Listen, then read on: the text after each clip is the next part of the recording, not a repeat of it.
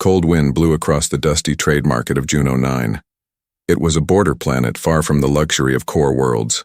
Merchants shouted prices, engines hummed, but the air was sharp with winter's bite. People moved fast, wrapping their coats, tighter, heads down, trying to escape the chill. Daren walked slowly through the crowd. He was a tall human man, his face marked by old scars.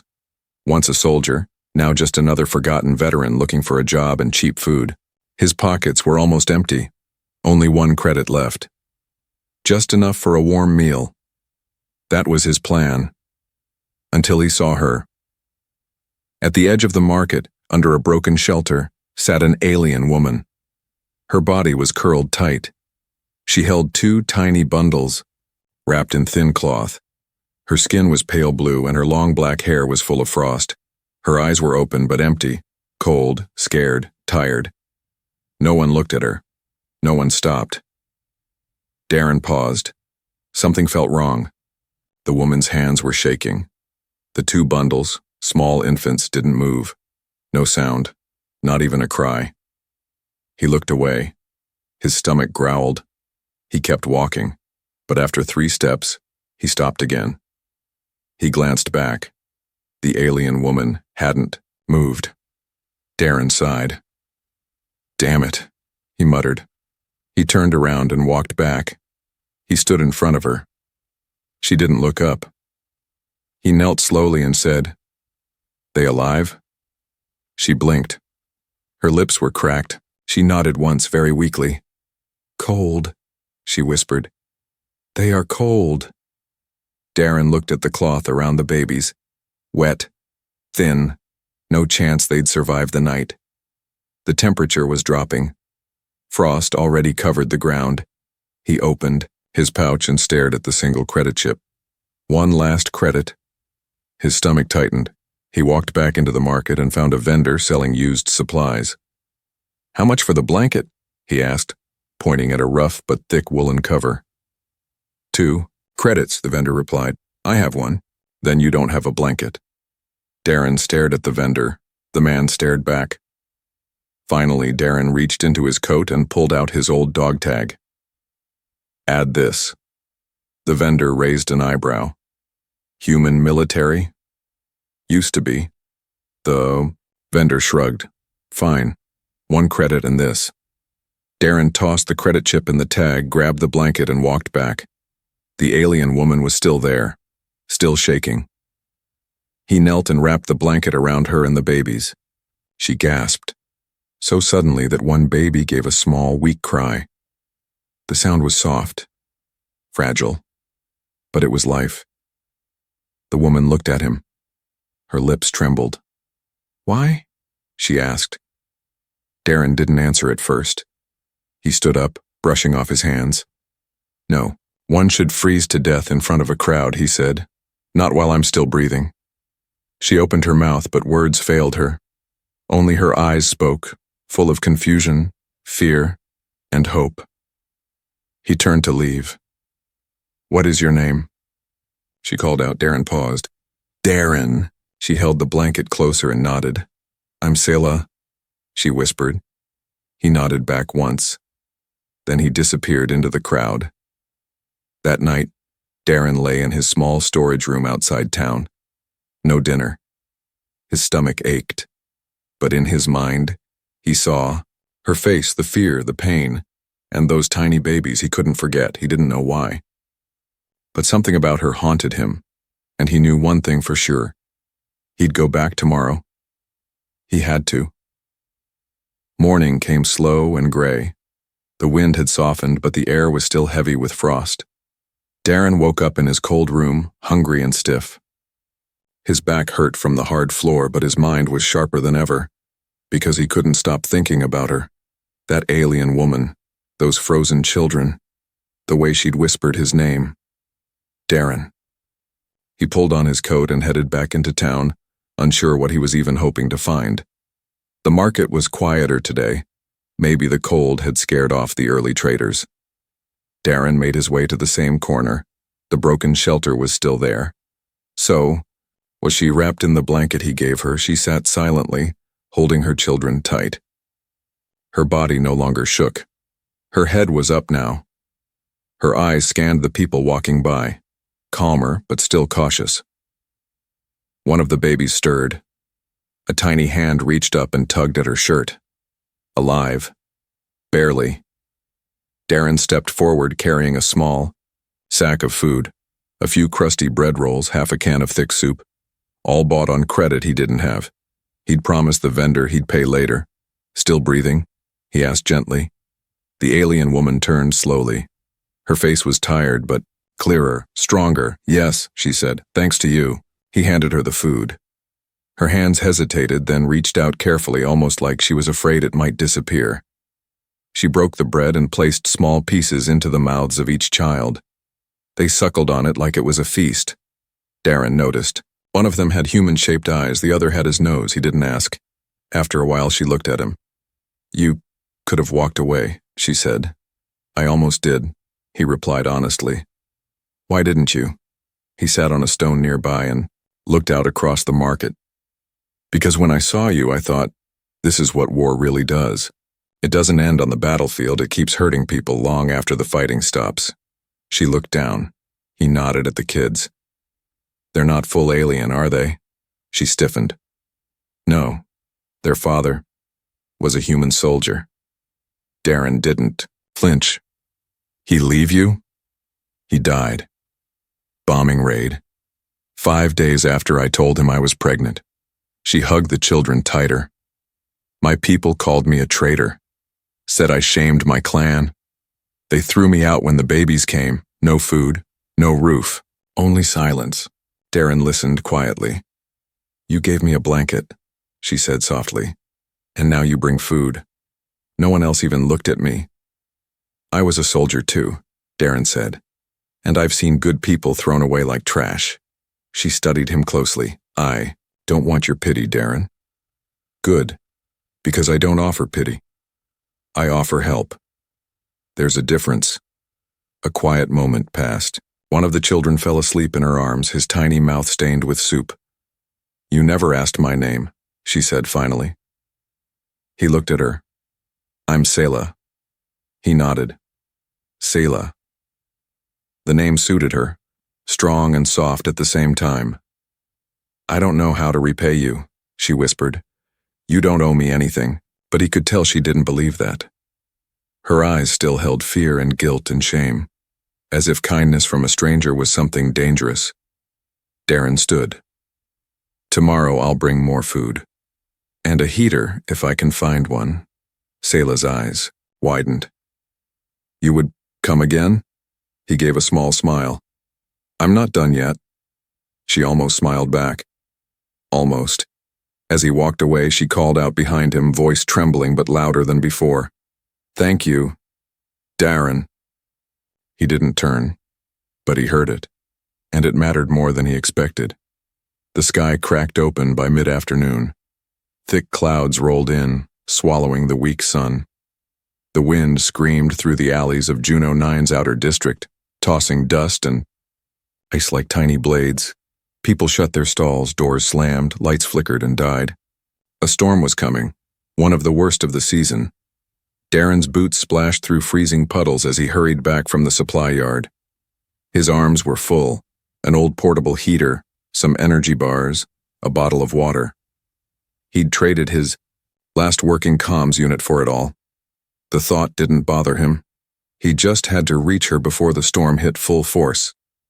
When he reached the shelter spot, his heart dropped. Sela was gone. The corner was empty, no blanket, no babies. Just a puddle where ice had started to melt. Damn it, he muttered, spinning around. He checked nearby trash bins, broken shacks and doorways. No sign.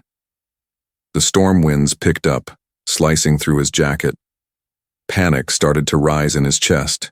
Then he heard it, a low cough, weak, close. He followed the sound and kicked open the back door of a half-collapsed storage shack nearby. Inside, in the far corner, wrapped in the dirty blanket, was Sela. Her children were curled under her arms. She looked up, coughing again, her face pale and lips trembling. I didn't know if you'd come. she whispered. He dropped to his knees beside her and quickly unwrapped the heater. He clicked the ignition. A warm orange light glowed. Sela flinched from the brightness at first, but when the heat hit her, she sighed with relief. The baby stirred. One let out a faint whimper. "You should have stayed in the open," Daren said. "It's colder in here." "I was scared," she said softly. "Guards came earlier. They asked questions. I thought maybe they were coming for me." Daren clenched his jaw. "No one's coming for you. Not while I'm around." She looked up at him, tired, but something had changed in her eyes. Trust. A little spark of it. "I'm sorry," she said. "I just didn't know who I could believe." "You can believe me," he said, "but next time, don't hide." "I was worried." Her voice cracked. "You came back in a storm. Who does that?" He gave a half smile. "Stupid humans with no sense of weather warnings." She almost laughed, but it turned into another cough. Daren pulled off his jacket and placed it over her shoulders. "No," she said quickly. "You'll freeze." "I've frozen before," he said. "You're colder than I am." They sat like that for a while. Quiet. The heater hummed softly. The babies finally fell asleep. Then Sela spoke again. "I used to have a home," she said. "Before the war. It wasn't big, but it was safe. Then the soldiers came. First yours, then mine, then none. Only ruins and me." She paused. "I don't talk to people. I don't ask for help. But you? I'm not people," Daren said simply. "I'm me." She blinked, then nodded slowly. "Why do you care?" "I don't know," he admitted. "Maybe because I've been left out in the cold too. Not just the weather. People turn away when they see pain. I've done it myself." She reached out hesitantly and touched his hand. "You didn't this time." "No," he said, his voice low. "Not this time." Suddenly, a loud knock hit, the outer wall of the shack. Both of them froze. Daren reached for the heater and covered it. Voices outside. Footsteps. Patrol. He motioned to Sela. "Get down, stay quiet." She slid behind the debris, wrapping the children tight. The door creaked open slightly. A flashlight swept through the room but didn't reach them. After a moment, the footsteps faded. Silence. Daren waited another full minute before breathing again. When he turned to check on Sela, she was staring at him with wide eyes. "You're risking everything," she whispered. He nodded. "Why?" He didn't answer right away. Then, in a soft voice, he said, "Because I'm tired of walking away from people who need me." Sela closed her eyes for a moment. When she opened them, they shimmered, not from cold, but from something warmer. Hope. The snow had stopped by morning, but the silence it left behind was louder than thunder. Daren stepped out of the shack into the pale morning light. His boots crunched over the frozen mud. Behind him, Sela was asleep beside the children. For the first time in days, their breathing was calm, peaceful. He headed into the town center to find food and fuel, just a quick run. But trouble was already waiting. 2 patrol officers in gray armor stood near the market gate. Not soldiers, security. Enforcers of the border world, the kind who acted like kings when no one was watching. Daren saw them spot him. He kept walking. "Hey, you," one of them shouted. "Human, got a moment?" Daren stopped, slowly turned. "Name's Daren," he said flatly. "Not hey, you." The taller officer stepped forward. He had the look of a bully, tight jaw, smug eyes. "You've been seen with a Class F non-citizen female," the officer said. "Species code Valari hybrid carrier. Confirm or deny?" Daren didn't blink. "I gave a blanket to a woman with 2 babies in the street. That a crime now?" "She's not just a woman," the shorter one said. "She's a traitor blood. Her kind helped your enemies during the war." Daren folded his arms. "And now she's freezing to death with 2 kids. I guess you're the heroes who let that happen. The tall officer stepped in closer. You should watch that tone. Harboring her is illegal. You get caught again, we report it. Daren's eyes narrowed. Then report it, but I won't leave her to die. That answer changed everything. The officers looked at each other, then back at him. Last warning, human, the tall one hissed. Next time we take her. They walked off, armor clinking, boots loud. Daren stood still, fists clenched. The market crowd had gone quiet. He returned to the shack fast. Sela was awake, holding the children, her eyes wide with worry. You saw them, she said. Not a question. She already knew. Daren nodded. They're watching you now, she whispered. I told you I'm not worth the risk. Daren kneeled in front of her. You are, you and the kids, but we can't stay here. She held her breath. What do we do? He reached into his coat and pulled out a small box, a locator chip. He hadn't used it in years. It connected to a private pilot from the war. A smuggler, dangerous, but reliable. I know someone, he said. Old friend. Might get us, off-planet. Sela looked down at her children. Off-planet? I've never even left this town. You'll have to trust me. She hesitated. I already do. Suddenly, one of the babies began to cry, not loud, but sharp and painful. Sela rocked him, trying to calm him. Daren looked at the child's face. The baby had his father's eyes. Human eyes. Brown, intelligent. Watching. Your kids, Daren said softly. They're more than just survivors. They're proof. Proof of what? Sela asked. That love crossed the war. Sela looked at him with eyes full of questions. And maybe something more. That evening, Daren and Sela moved to a new hideout, an old junk hauler just outside the main port. Daren knew the place from before the war. It was where smugglers refueled without asking questions. Inside, it smelled like rust and fuel, but it was warm and hidden. He sat beside Sela, watching the heater glow again. You're quiet tonight, she said. I'm thinking, he replied, about what happens next. And if we get caught, I'll make sure they don't catch you. She looked at him sharply. No.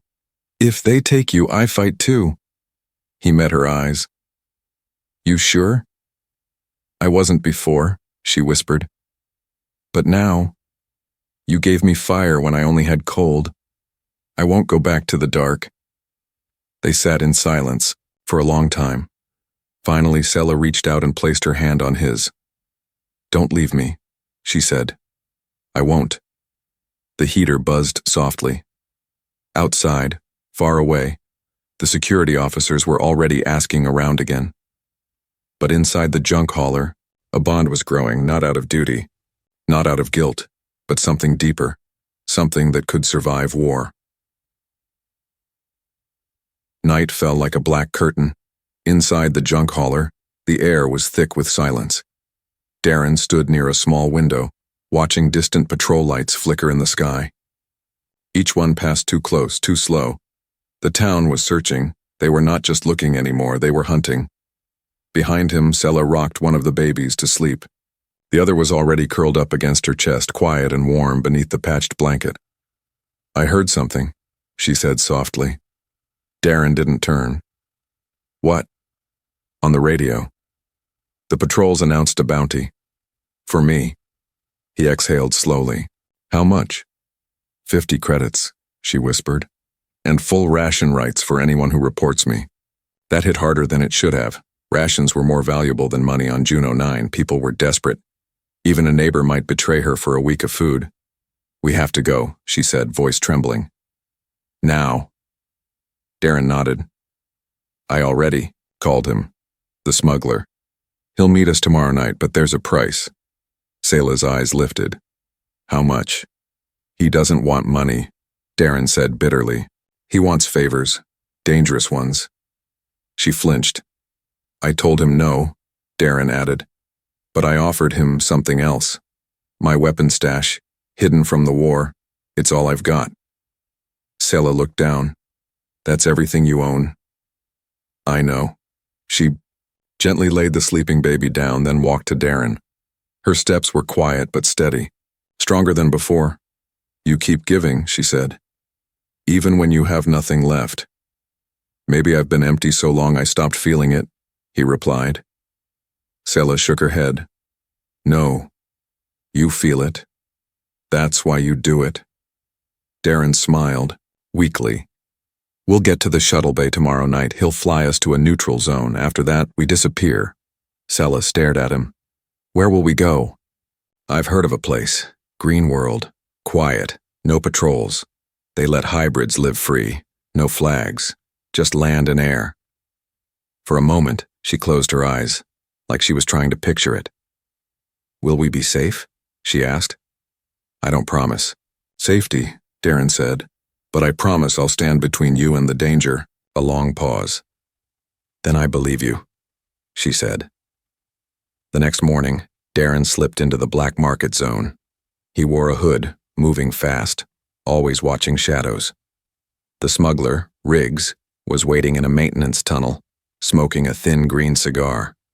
"Still, stupid enough to help people, huh?" Riggs said with a crooked grin. Daren ignored the joke. "Do we have a deal?" Riggs flicked ash onto the floor. "Yeah. You get her to Dock 17 1 hour before midnight, no guards, no noise, no delays. If I sniff a patrol, I leave you behind." "She has kids," Daren said. "You leave them behind, I'll find you." Riggs chuckled. "Still the same. Soldier under that coat?" Daren handed over the weapon chip. "These guns were never logged. Pure clean firepower, that's my price." Riggs scanned the chip, then whistled. "Damn, you could have bought a new life with this." "I already have one," Daren said. "I'm just protecting it now." That night, Daren returned to the hauler. Sela had packed what little they owned, 1 blanket, 2 bottles, and a small pouch of baby food. The babies were calm, as if they could feel what was coming. Sela touched Daren's arm. "You look tired. Been worse," he muttered. "I know," she said, smiling faintly. He checked his watch. "We leave in 30 minutes. You ready?" Sela nodded. "We're ready." As they moved through the shadows toward the docking bay, Daren carried one child, Sela held the other. No one spoke. Every step felt like a mile. Every noise a trap. Dock 17 came into view. The smuggler's ship, an old rusted freighter, blinked its green landing lights. Almost there. Suddenly, a shout behind them. "Hey, you! Stop!" Daren turned just enough to see 2 patrol officers, sprinting out of the dark. "Run!" he growled. Sela tightened her grip on the baby and sprinted forward. Daren ducked into an alley and fired his flash grenade. 1 second, then boom. A bright wall of light exploded behind them. Screams. Chaos. Boots crashing on metal. They made it to the ramp. Riggs waved them up. "Move it." Inside the ship, the hatch slammed shut. The engines roared to life. Sela fell to her knees, clutching both children, breathing hard.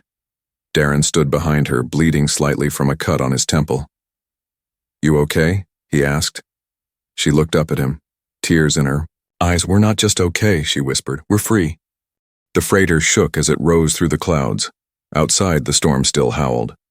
Lasers from patrol ships painted the sky red and white. One wrong move, and they'd be vaporized before leaving orbit. Inside, Daren pressed one hand to the wall, and the other to his bleeding temple. His breath came in sharp bursts. Across from him, Sela huddled on the floor with her children, trying to keep them calm. The babies cried softly, sensing the fear in the air. The ship jolted hard. "Riggs!" Daren shouted. "What the hell was that?" The smuggler's voice crackled over the speaker. "One of the patrols locked onto us.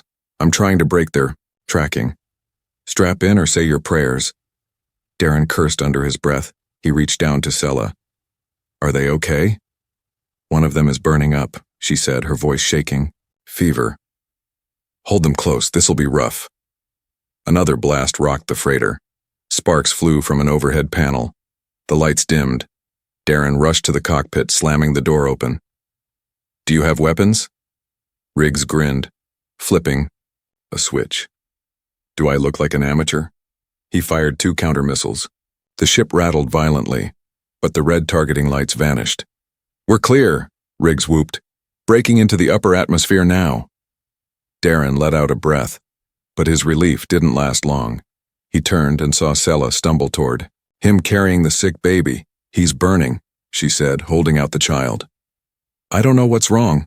Daren felt the baby's forehead. Hot, too hot. The ship's medkit was old and half empty. He grabbed it anyway, digging through the supplies.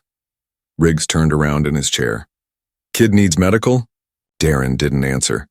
"Because the next port ain't a hospital, it's a farming moon. If he needs real help." Sela looked up. "Please, just give us a place where we can breathe. We'll take care of him ourselves." The smuggler looked at her for a long second, then nodded. "We'll be there in 10 minutes. Hope that kid hangs on." The ship landed with a soft hiss in the middle of a green, quiet valley. Trees stretched toward the sky. A river flowed nearby. It didn't look like any planet Daren had ever seen.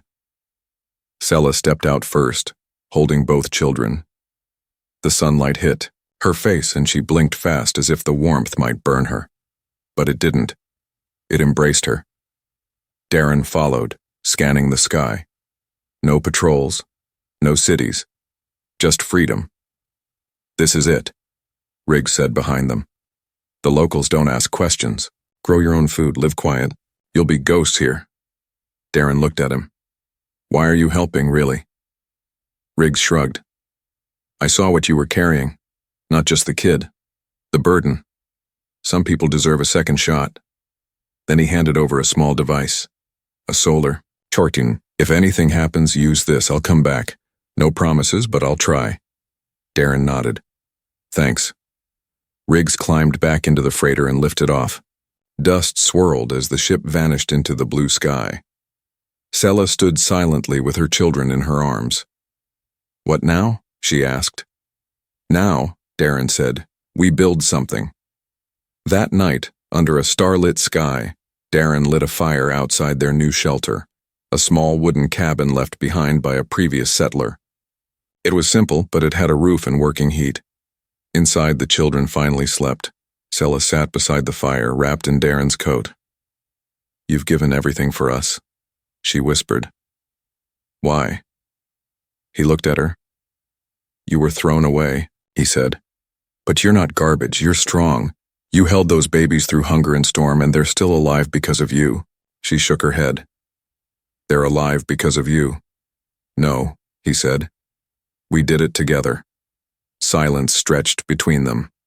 But not empty silence. Warm silence. Then softly, she reached over and took his hand. "I never thought I'd say this to a human," she whispered. "But you make me feel safe." His voice was low. "I never thought I'd say this to anyone again, but I don't want to be alone anymore." She moved closer, rested her head on his shoulder. The fire crackled, and for the first time in a long time, the night was gentle. The morning sun rose slowly over the green fields of the quiet moon. It painted golden light on the trees, warmed the roof of the small wooden cabin, and sparkled on the surface of the nearby river. Birds chirped in the branches. The air was soft and fresh, so different from the cold streets of Juno 9. Inside the cabin, peace had found a place to rest. Sela sat by the window, her long dark hair loose over her shoulders, brushing gently against the baby in her arms. Her other child, now crawling, played quietly with a handmade cloth doll. The fire crackled in the hearth. She glanced out and saw Daren near the garden digging the soil. His shirt was off, muscles tense with work, his back damp with sweat. His scars, old and deep, were no longer ugly to her. They were stories. Proof of battle survived, both inside and out. She smiled softly. He didn't see her watching. He rarely did. 3 weeks had passed since they escaped, and every day still felt like a gift. The first few days on the moon had been hard. The cabin was small, almost broken in places. The roof leaked at night. The food they brought barely lasted 5 days. The child's fever didn't break until the 8th night. And by then, both Sela and Daren had been awake for nearly 2, Days straight, but they never gave up. They repaired the roof using old scrap left in the barn. Daren built a crude water filter system from broken droid parts. Sela planted seeds behind the cabin. She didn't know much about farming, but she learned quickly, and every night when the work was done, they sat by the fire. Sometimes they talked. Sometimes they just sat quietly. But always, they stayed close. One night after the children were asleep, Sela whispered, "Do you miss your world?" Daren stared into the fire. "Sometimes. But that world never really wanted me. This one feels different." She touched his hand. "It wants us. All of us." He looked at her, and something passed between them, an understanding, a quiet promise. Nothing needed to be said aloud. From that night on, they shared the same bed, not just for warmth, but because something real had grown between them. The moon was peaceful, but not perfect. Not all settlers were kind. One day, while Daren was at the river collecting fish, two locals stopped by the cabin. One of them knocked hard on the door. Sela opened it, holding one of her children. The man stared at her. "You don't belong here," he said coldly. "We don't want war trash mixing with our bloodlines." Sela froze. The second man stepped forward. "If you care about your kids, leave." Sela didn't cry. She simply closed the door in their faces. That night, she told Daren. He didn't get angry, not loudly. He sat quietly, fists clenched, jaw tight. The next morning, he visited the town council. He said very little. Only this: "I left one war behind. I will not start another. But I will not let it find me here." No one came to threaten them again after that. Respect came slowly, but it came. Over time, Daren and Sela became a quiet part of the community. Daren helped fix broken machines. In town, he never asked for payment. Sela traded herbs and seeds, often leaving small gifts on doorsteps for sick children and tired workers. People noticed. Children came to play near their garden.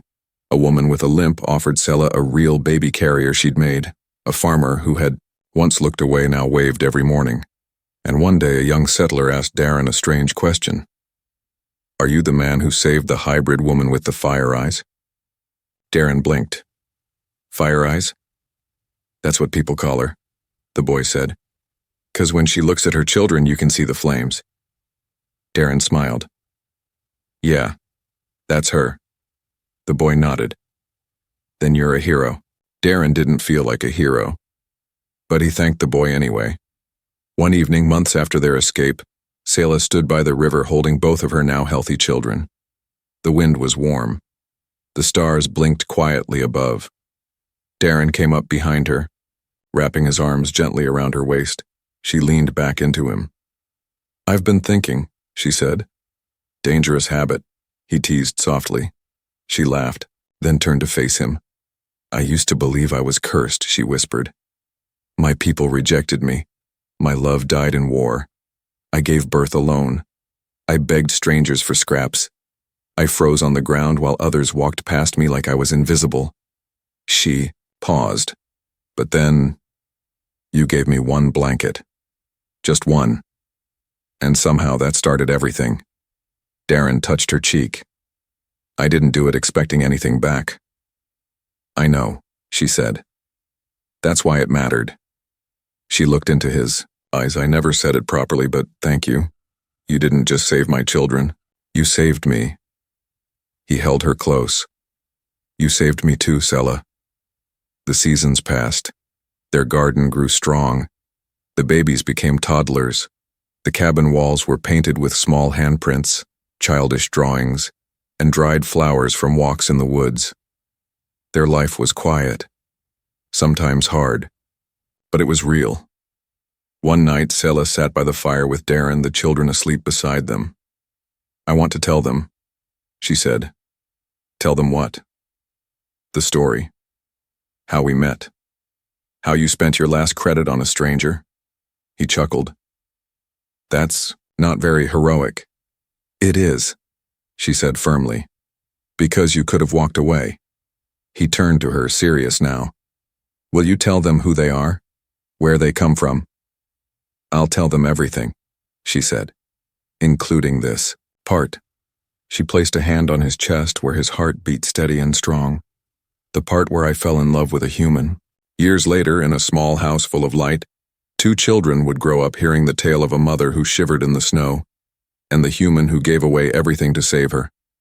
They would learn about war, but also about peace, about rejection, and how love could still grow in broken places. They would learn not to fear kindness, not to be ashamed of who they were, because their parents had lived a story most people would never believe.